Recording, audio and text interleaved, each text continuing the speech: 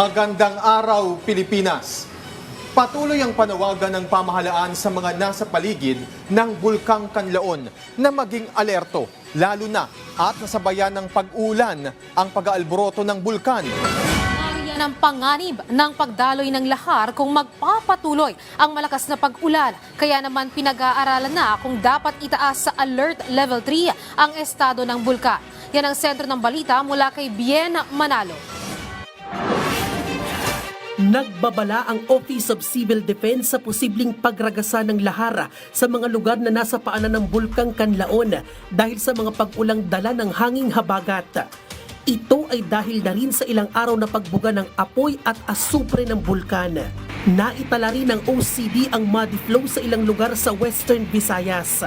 Gayon din ang acid rain sa ulan dahil sa patuloy na pagbuga ng asupre ng bulkan.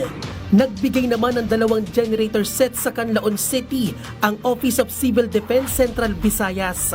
Pinapanawagan namin patuloy yung paghahanda at pagiging alerto ng ating publiko. Sa ngayon po patuloy yung ating pagmo-monitor, pagko-coordinate sa ating mga lokal na pamahalaan kasi yun po ang ating mainstay.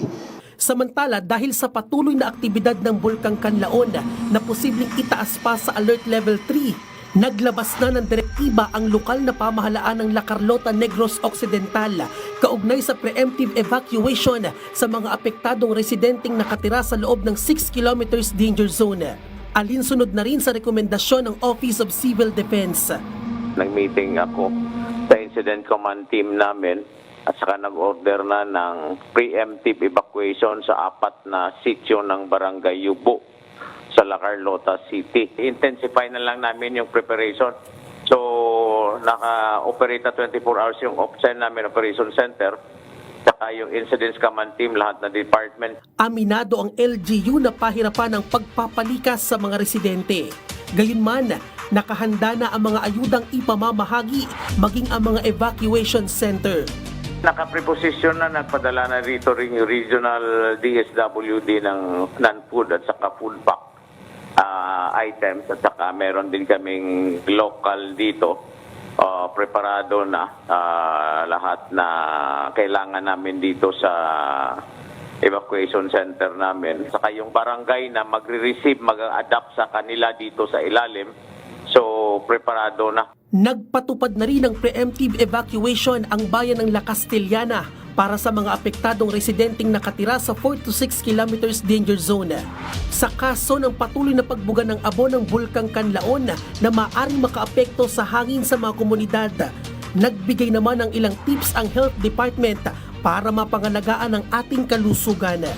Ayon sa PHIVOLCS, 13 volcanic earthquakes ang naitala sa paligid ng Bulkang Kanlaon sa nakalipas na 24 oras. 10,880 na tonelada ng asupre ang ibinuga ng bulkan, kaya't hindi inirerekomenda ang pagpasok sa 4 kilometers radius permanent danger zone o PDZ. Hindi rin pinahihintulutan ang pagpapalipad ng anumang aircraft malapit sa tuktok ng bulkan.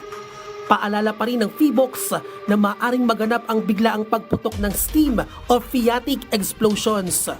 Bien Manalo para sa Pambansang TV sa Bagong Pilipinas.